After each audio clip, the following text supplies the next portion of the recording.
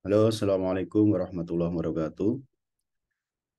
Pada kesempatan yang baik hari ini, kita lanjutkan mata kuliah kita komunikasi organisasi dengan pembahasan proses konflik organisasi. Jadi pada pembelajaran pada hari ini bahwa kita sudah beberapa mempelajari tentang komunikasi organisasi. Ternyata organisasi itu tidak selalu stabil, ada kondisinya fluktuatif ya, naik turun, punya dinamika, dan tentu juga ada proses-proses dinamika itu kita perlu berikan alternatif atau solusi.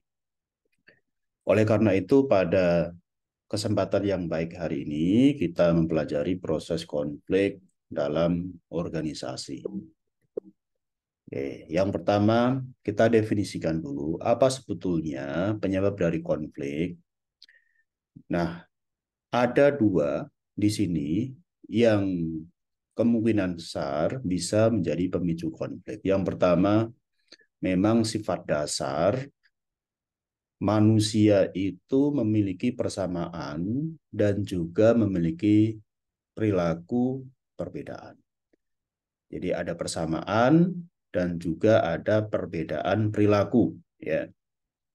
Nah, pikiran berbeda sehingga memicu terjadinya konflik.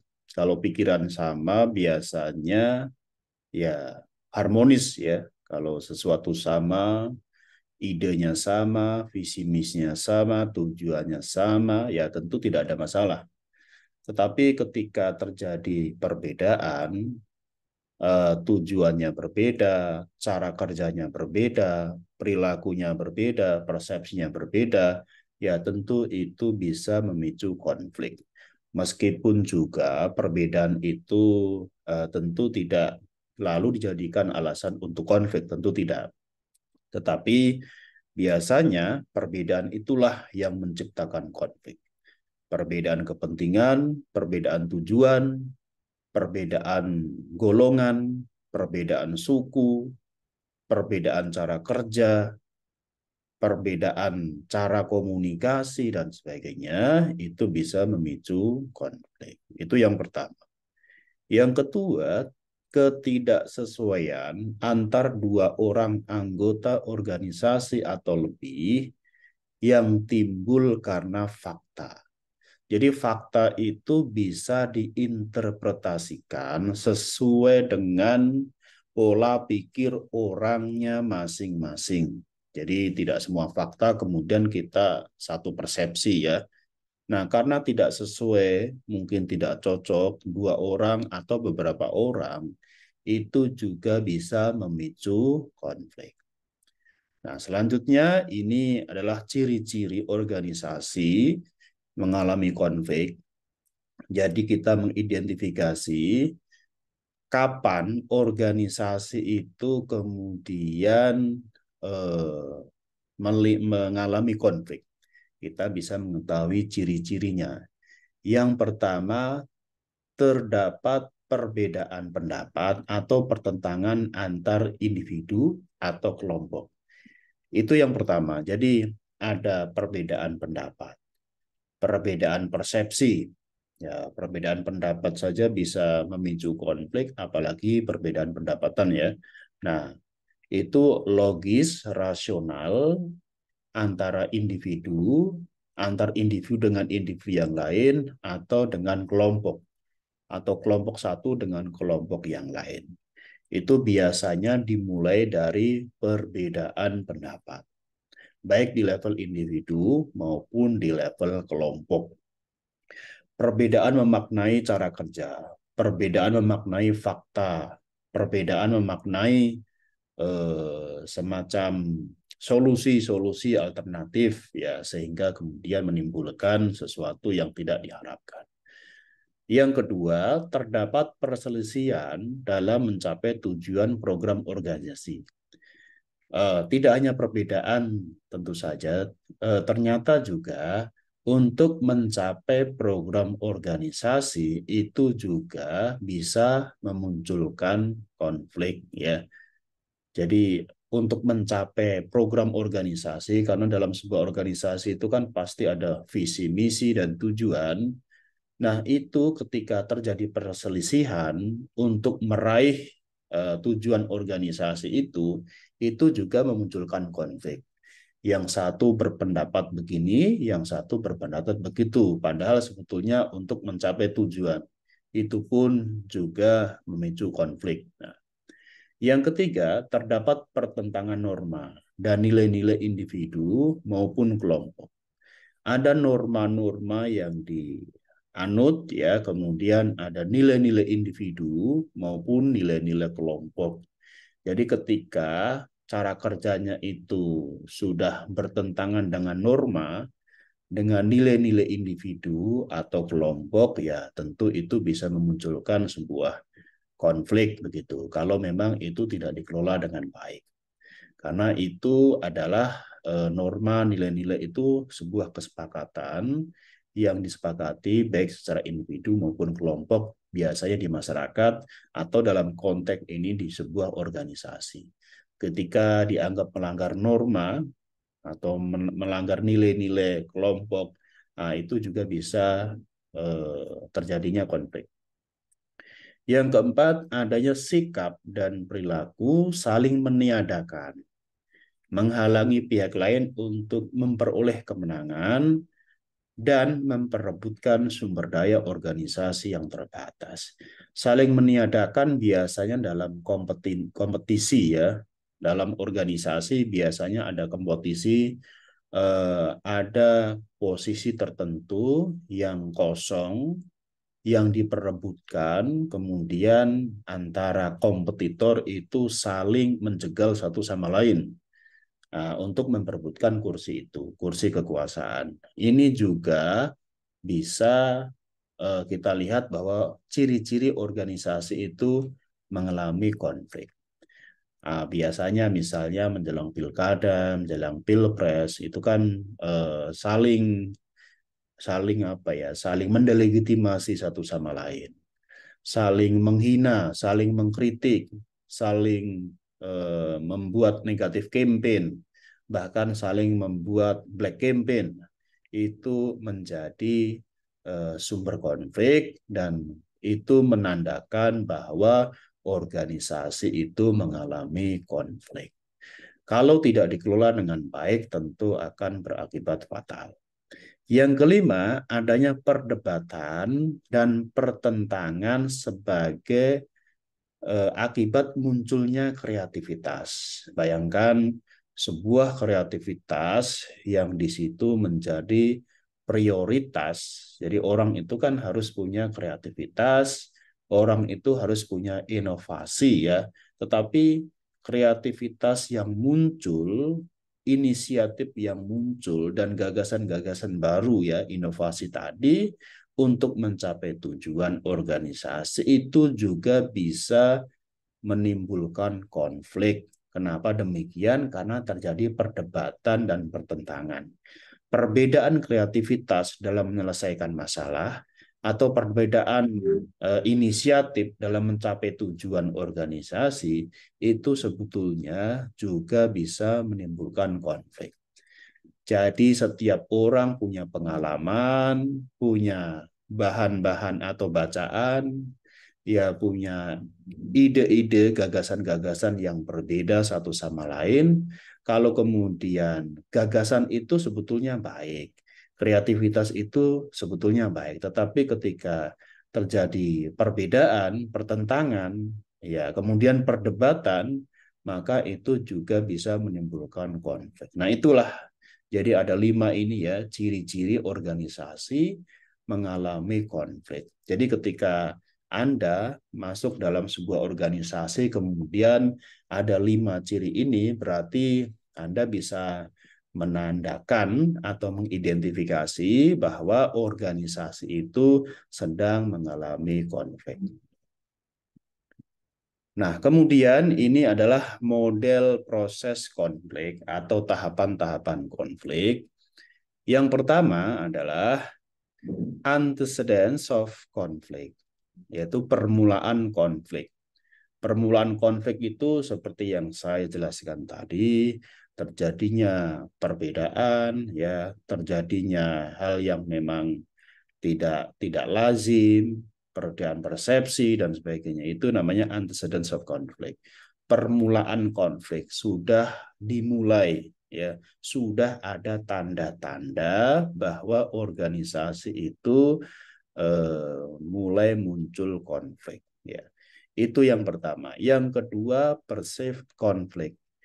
Kemudian kita merasakan adanya konflik, ya.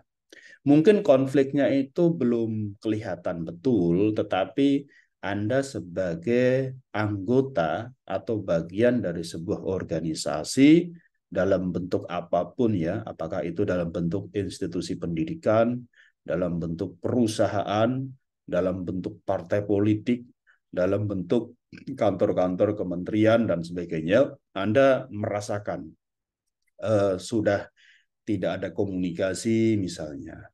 Kemudian biasanya senyum tidak senyum, biasanya sapa tidak sapa, kemudian acuh tak acuh, tidak peduli. Anda sudah merasakan ada persoalan, ada masalah. Oh, ini berarti sudah masuk ke tahap kedua, perceived conflict. Jadi Anda sudah merasakan adanya konflik di lingkungan kerja Anda, di lingkungan organisasi Anda. Nah, meskipun juga belum sampai debat atau belum sampai adu argumen, ya, belum, ya, tetapi proses konfliknya itu sebetulnya sudah masuk ke tahap kedua. Yang ketiga atau tahapan ketiga, manifest behavior, jadi perilaku yang tampak, ya. Perilaku yang tampak itu mungkin dia adu argumentasi, ya, argumentasi dengan cara yang keras, ya. Kemudian cekcok, ya, mungkin gebrak meja, atau mungkin meninggalkan ruangan, ya, tidak sampai banting kursi seperti DPR, ya, tidak sampai, atau organisasi-organisasi lain. Kalau itu kan sudah ekstrim, ya.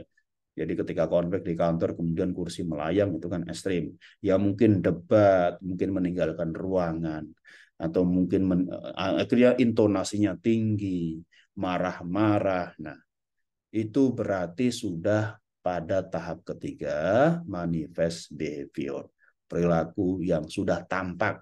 Jadi semua anggota organisasi bisa merasakan. Kalau tahap sebelumnya, tahap kedua, itu perceived conflict tadi yang merasakan mungkin tidak semua.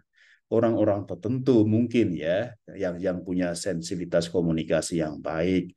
Tetapi ketika tahap ketiga ini, manifest behavior, ini semua anggota organisasi itu merasakan, bukan merasakan konflik, tetapi perilaku konflik itu sudah tampak di depan mata. Nah, itu.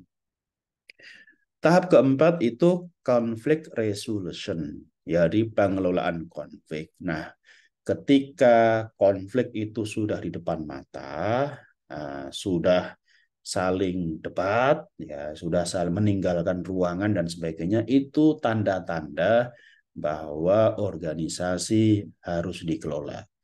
Jadi konflik harus dikelola dengan baik, karena kalau tidak dikelola dengan baik, ya, tentu juga akan menimbulkan dampak yang lebih akut, ya. Jadi jangan sampai kemudian dibiarkan, harus dikelola dengan baik, ya. Namanya conflict resolution, pengelolaan konflik, ya, mungkin diajak diskusi secara kekeluargaan, identifikasi masalahnya apa, kemudian apa faktor-faktornya, kemudian semua orang yang terlibat itu diajak berkomunikasi, musyawarah, dicarikan solusinya secara bersama-sama. Ya, tentu mungkin ada yang mengalah atau mungkin juga harus mengekspresikan segala hal yang memang dia tidak disukai, ya, silakan dilampiaskan semua sehingga kemudian bisa, apa ya, bisa selesai lah, bisa selesai. Kalau diketemukan, kalau tidak pernah ketemu, ya, tentu tidak akan selesai. Begitu. Tapi dengan catatan dua pihak atau beberapa pihak ini, ya, tentu juga harus punya goodwill yang baik, niat yang baik, niat untuk menyelesaikan konflik. kemudian ada mediatornya juga, ada perantaranya, atau memang dua-duanya ya harus bertemu secara langsung, kemudian punya niat baik untuk menyelesaikan. Inilah tahap keempat, pengelolaan konflik. Ya, dengan berbagai macam cara ya. Ya tentu saja punya cara yang berbeda-beda, atau punya cara-cara lain, cara yang unik ya silahkan. Yang kelima, konflik effect ya, dampak konflik. Nah, ini sudah mulai. Artinya sebetulnya dampak konflik itu pasti ada. Dampak konflik itu pasti muncul. Ya, bisa dampak konflik itu secara negatif, bisa secara positif.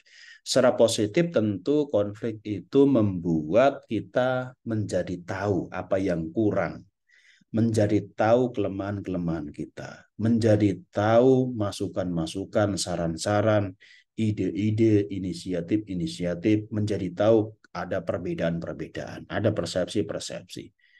Nah, ketika kita tahu terkait hal-hal tersebut, tentu kita juga bisa membuat organisasi ini menjadi lebih baik lagi, begitu karena kita tahu kekurangan-kekurangan. Karena tidak diam karena kan sudah muncul ya, sehingga kita bisa menangani persoalan itu. Tetapi punya dampak negatif ketika ya konflik itu justru malah menurunkan motivasi bekerja. Jadi pekerja menjadi turun motivasinya, kemudian karena tidak dikelola dengan baik, akhirnya beberapa pihak itu juga masih masih konflik, masih diam-diam, ya sehingga kemudian itu punya negatif efek ya, punya dampak negatif.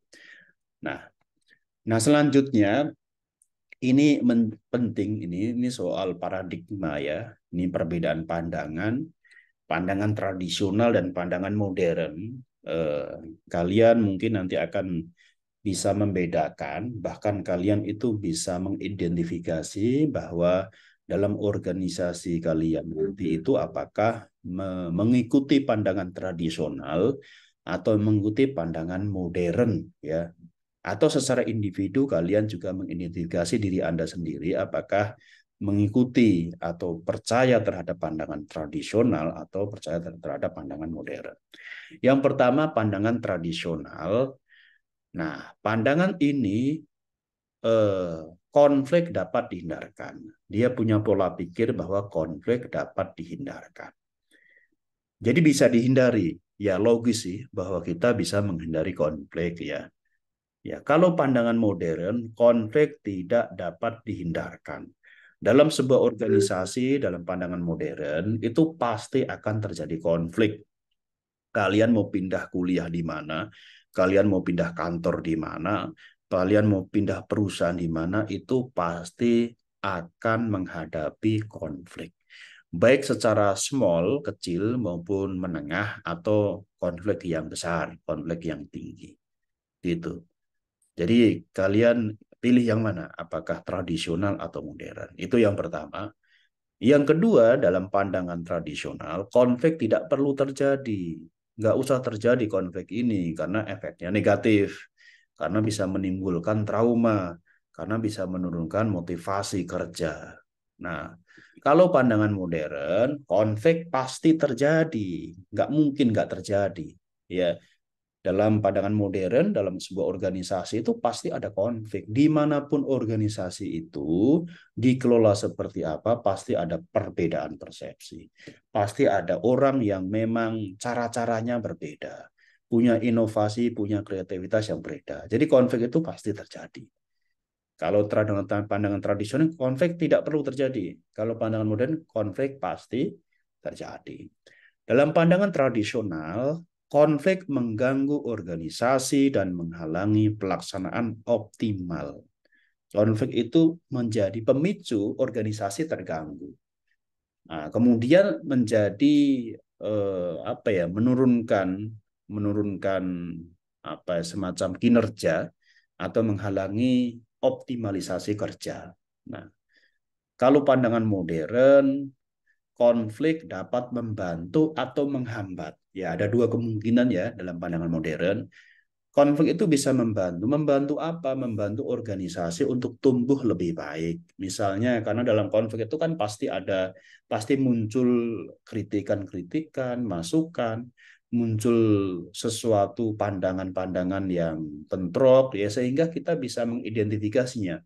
Oh ya ternyata memang selama ini organisasi ini terjadi kritikan-kritikan. Kritikan ini menjadi bagian masukan untuk organisasi supaya bisa mengembangkan lebih baik. Berarti konflik dianggap bisa membantu organisasi untuk tumbuh, begitu. Karena ada masukan-masukan, karena ada saran-saran, karena ada kritikan-kritikan. Atau juga dalam pandangan modern bahwa konflik ini bisa menghambat laju pertumbuhan organisasi, menghambat kinerja, menghambat motivasi kinerja pekerja, menghambat semacam pertumbuhan dan lain sebagainya ya. Tentu ada dua kemungkinan ya. Ya, tentu apakah konflik itu dapat membantu atau dapat menghambat organisasi itu tergantung pengelolaan konflik begitu. Kalau cara mengelola konfliknya tidak baik, tidak bagus, atau bahkan didiamkan saja, ya tentu itu bisa menjadi penghambat. Nah, itu. Yang selanjutnya, tugas manajer itu menghilangkan konflik. Ya, dalam organisasi Anda, entah apa ya, pimpinan, manajer, atau leader, atau apalah namanya, ya. Nah, tugas pimpinan itu menghilangkan konflik. Kalau dalam pandangan tradisional, pokoknya konflik harus hilang lah, begitu. Kalau pandangan modern, tugas manajer mengelola tingkat konflik dan menyelesaikannya. Kenapa demikian? Karena memang tingkat konfliknya itu tingkat konflik yang seperti apa? Misalnya apakah low, middle, ya, kemudian high, ya. Jadi tingkat menengah atau tingkat konflik yang kecil atau tingkat konflik yang akut, tingkat konflik yang besar. Itu manajer perlu mengetahui karena cara pengelolaannya tentu berbeda. Kemudian diselesaikannya dengan baik, begitu. Itu cara penanganan, bukan menghilangkan tetapi menghadapinya, ya, mengelolanya, kemudian menyelesaikannya. Itu cara pandang modern. Kalau pandangan tradisional ya dihilangkan saja konflik. Misalnya siapa sih sumber konflik? Oh, sumber konflik itu si A, hilangkan aja si A, begitu. Ya, seperti zaman Orde Baru, siapa sih pengkritiknya? Hilangkan saja itu. Reformasi ya tentu kita harus kelola dengan baik karena memang konflik itu pasti akan terjadi. Yang terakhir, dalam pandangan tradisional, organisasi optimal membutuhkan penghapusan konflik. Jadi ketika organisasi pengen maksimal, pengen tumbuh cepat, maka konflik harus dihapus. Begitu, konflik harus dihapus. Itu cara pandangan tradisional. Kalau cara pandang modern, kegiatan organisasi itu bisa optimal, perlu tingkat konflik moderat. Jadi ternyata konflik itu diperlukan dalam sebuah organisasi, justru begitu dalam pandangan modern. Tetapi konflik yang model atau konflik yang kelasnya seperti apa? Tapi konflik di sini kelasnya yang moderat. Ya, moderat moderat ya. Ini artinya kan maksimal ya, moderat. Tapi jangan konflik yang akut. Kalau akut itu kan ekstrim. Ya, kalau tidak dikelola dengan baik ya tentu akan bisa merusak organisasi dan bisa bubar organisasi itu. Tapi kalau moderat itu saya pikir masih bisa dikelola dengan baik gitu.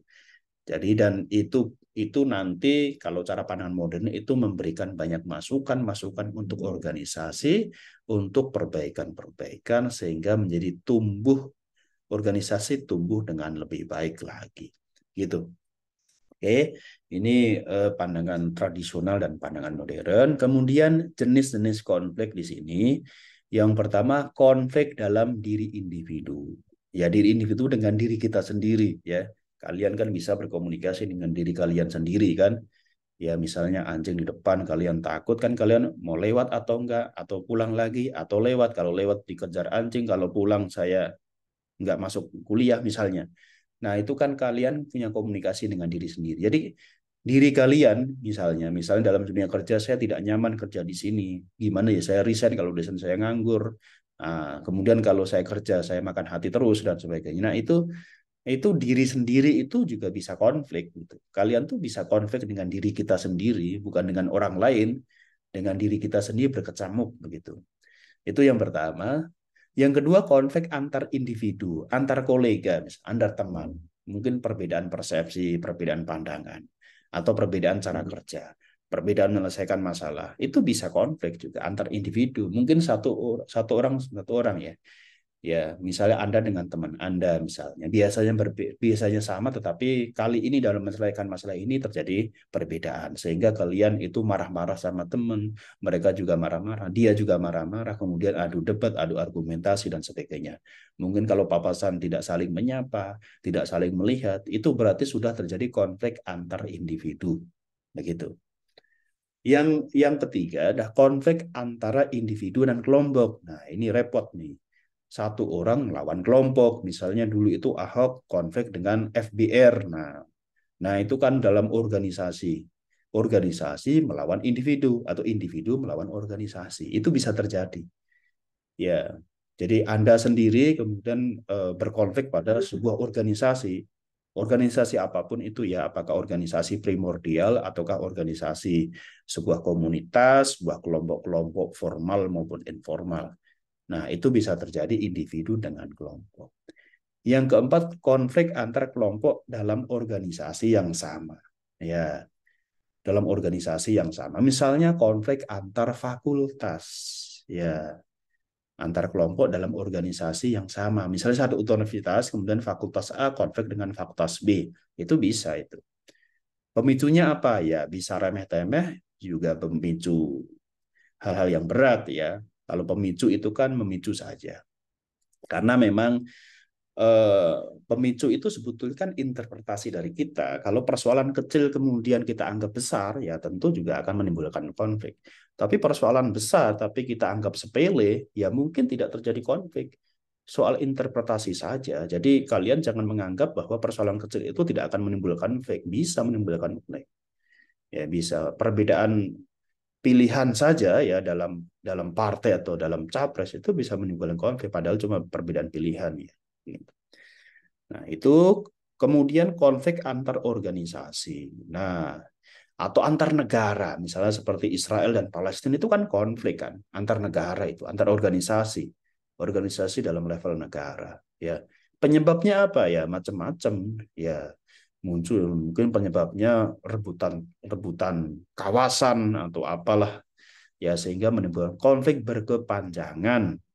Nah, kemudian juga asosiasi bangsa-bangsa ya PBB, Persatuan Bangsa-Bangsa, Perserikatan Bangsa-Bangsa itu tidak bisa menyelesaikan juga karena memang konflik itu sangat sangat sangat apa ya, sangat complicated ya sehingga tidak bisa diselesaikan hingga hari ini. Nah, itu jenis-jenis konflik ya bisa terjadi pada tataran individu hingga pada tataran antar organisasi. Nah, kemudian sumber konflik organisasi, ya dari mana itu sumber konflik? Yang pertama kondisi kerja. Kemudian ada sistem pengendalian organisasi. Nah, kondisi kerja ini ketergantungan pekerjaan, ya ketergantungan pekerjaan. Karena memang eh, kalian misalnya menggantungkan diri pada pekerjaan Anda. Kalau karena sebagai tulang punggung atau sebagai orang yang memang bertanggung jawab kepada keluarga sehingga ya eh, kalian harus mati-matian untuk tetap eksis dalam dunia kerja itu. Kemudian tugas ambiguitas. Posisinya apa, tapi kalian mengerjakan apa? Ambigu ya. Jadi tugasnya nggak jelas. Saya sebetulnya posisi HRD. Kenapa saya tugasnya juga ikut ikut menjalin kerjasama misalnya? Apa tidak sesuai dengan tugas? Itu bisa menjadi konflik juga itu kondisi kerja ya. Kemudian perbedaan orientasi pekerjaan. Nah, ini orientasi pekerjaan ya ada perbedaan ya sehingga kemudian bisa menimbulkan konflik. Orientasinya ada yang A, ada yang B, ada yang C yang harusnya memang sesuai dengan tujuan organisasi. Orientasi individu boleh tetapi tidak boleh bertentangan dengan tujuan organisasi. Tujuan organisasi itu apa? Adalah visi misi. Ya, kalian lihat tuh, visi misi dalam organisasi itu apa? Ya semua organisasi punya visi misi ya. Capres saja punya visi misi kan. Nah, calon apalah semuanya punya visi misi. Nah, itulah tujuannya. Kemudian sistem pengendalian konflik, organisasi, ketergantungan sumber daya, ketergantungan sumber daya. Nah, ini juga sumber daya itu penting dalam organisasi karena kan maju mundurnya itu salah satu faktor ada sumber daya, terutama sumber daya manusianya. Ya. Kemudian sistem reward yang kompetitif, ya soal beda pendapatan ini juga bisa menimbulkan konflik ya. Disfungsi sistem pengendalian, sistem monitoring dan evaluasinya itu tidak berjalan ya sehingga dia kan bisa mengerjakan sesuai dengan tupoksinya ya tetapi tidak dilaksanakan ya tentu kemudian bisa menjadi bagian dari konflik. Mengabaikan persaingan ya kemudian sebagai strategi motivasi. Nah, ini sistem pengendalian konflik ya. Nah, segi positif dari konflik menurut Lewis Accuser itu salah satu ilmuwan yang membahas konflik ya. Konflik dalam organisasi itu biasanya terjadi pergantian pimpinan yang lebih berwibawa, penuh ide baru dan semangat baru. Ya, pergantian pimpinan, kompetisi dalam sebuah organisasi kemudian menimbulkan konflik atau pergantian pergantian direktur, pergantian pimpinan yang memang tentu juga akan mempengaruhi iklim komunikasi organisasi, akan mempengaruhi budaya organisasi ya sehingga bisa menjadi konflik dalam organisasi atau memang perlu adaptasi ya bawaan terhadap pimpinan yang baru. Yang kedua, perubahan tujuan organisasi yang disesuaikan dengan perubahan situasi dan kondisi. Ya, makanya perlu penyesuaian ya karena ada tujuan organisasi yang disesuaikan dengan perubahan situasi. Makanya kalian sudah melajari madhab klasik, neoklasik dan paradigma modern ya. Ya mutakhir itu ya organisasi harus mampu beradaptasi pada lingkungan itu ya mungkin pesaing, lingkungan itu mungkin teknologi baru yang siapa saja yang tidak beradaptasi pada teknologi baru ya tentu akan ketinggalan. Yang kedua adalah konflik dengan organisasi lain. Lebih mempersatukan para anggota organisasi, ini sisi positifnya ya. Kalau organisasi kalian itu punya konflik dengan organisasi sebelah, kalian itu secara internal itu biasanya lebih solid. Misalnya Indonesia konflik dengan Malaysia, Indonesia lebih solid misalnya, ganyang Malaysia, atau ada sepak bola antara Malaysia, biasanya juga kita itu mungkin bersatu ya, mungkin seolah-olah tidak ada masalah-masalah perbedaan. Ya karena memang kita fokus pada orang yang kita hadapi atau negara yang kita hadapi. Yang kedua, lebih menyadarkan para anggota terhadap strategi dan taktik lawan. Jadi kita menjadi sadar akan strategi. Kita harus punya strategi dalam menghadapi konflik itu. Bagaimana memenangkannya, bagaimana menyelesaikannya. Kemudian kita juga harus mengidentifikasi taktik lawan. Makanya dalam organisasi itu ada SWOT ya. Kita harus mengetahui kekuatan kita harus mengetahui kelemahan kita, kemudian peluang kita, ancaman kita ya. Jadi SWOT itu menjadi konsep yang bisa mengidentifikasi diri kita sendiri dalam sebuah organisasi maupun diri orang lain dalam sebuah organisasi. Nah, segi negatif dari konflik, ya perubahan dalam kelompok, persepsi yang terganggu. Ya tentu segi negatifnya itu ya perbedaan pendapat, persepsinya itu jadi terganggu, jadi berubah. Menurunnya komunikasi, ya sehingga tingkat komunikasinya juga turun, tidak seramah sebelumnya. Kemudian stereotip negatif, jadi kita memiliki persepsi atau strategi negatif terhadap orang-orang tertentu misalnya. Kemudian konflik dan punya kelompok organisasi, konflik dapat berdampak positif maupun negatif terhadap kinerja organisasi tergantung sifat konflik dan bagaimana konflik itu dikelola. Nah, itu benar ya. Nah, itu cara pandang modern ya. Konflik itu sebetulnya bisa positif asalkan konflik itu bisa dikelola dengan baik sehingga tidak menjadi konflik yang destruktif terhadap sebuah organisasi. Kecuali kalau konfliknya tidak dikelola, ya tentu akan punya dampak negatif dan sifatnya destruktif pada organisasi. Kemudian tingkat konflik optimal itu dianggap sangat membantu kinerja yang positif, tetapi tingkat konflik yang sangat rendah akan mengancam kehidupan organisasi. Jadi tingkat konflik optimal dianggap sangat membantu kinerja yang positif, tapi tingkat konflik yang sangat rendah akan mengancam kehidupan organisasi. Jadi organisasi yang adem ayem, yang tidak pernah terjadi masalah dan sebagainya, jangan-jangan memang tidak ada masukan, jangan-jangan memang sudah di apa ya, comfort zone ya, tidak ada tantangan, tidak ada pesaing. Kalau kita tidak merasa terancam, tidak ada pesaing, tidak ada kritik dan sebagainya, ya tentu sebetulnya itu malah bisa mengancam kehidupan organisasi. Atau dalam sistem demokrasi itu saya contohkan, makanya ada partai the ruling party, partai pemerintah, ada partai oposisi ya. Partai oposisi itu penting untuk apa? Untuk memberikan masukan kepada kinerja pemerintah, ya, untuk memberikan kritik kepada kinerja kebijakan pemerintah. Supaya apa? Supaya terkontrol, ada monitoring ya, ada monitoring dan ada yang mengevaluasi pada kebijakan-kebijakan pemerintah. Jadi tidak dibiarkan saja. Ya. Nah, itu kemudian bisa menimbulkan hal-hal yang positif ya kalau. Nah, bagaimana memahami alternatif solusi? Ya, konflik-konflik yang telah kita bicarakan tadi, ya tentu kita harus melihatnya, harus menyelesaikannya. Yang pertama, kita bisa menggunakan cara-cara kolaborasi. Kolaborasi itu win-win solution. Kalau ada dua pihak yang konflik itu, pihak satu dan pihak dua itu, ya harus dicari solusi supaya pihak satu dan pihak dua itu merasa menang dan tidak ada yang dirugikan, begitu. Nah, yang pertama, tiap pihak saling diuntungkan. Ini cirinya tipe penyelesaian musyawarah mufakat. Nah, berarti kan dua pihak itu kemudian saling bertemu, kemudian musyawarah, ya, membuat alternatif-alternatif sehingga konflik itu bisa ada solusinya. Gitu. Itu kolaborasi. Jadi dua belah pihak itu harus punya goodwill yang baik dulu, mau bertemu dulu, mau bermusyawarah dulu, ya, sama-sama untuk menyelesaikan masalah. Yang kedua, kompromi.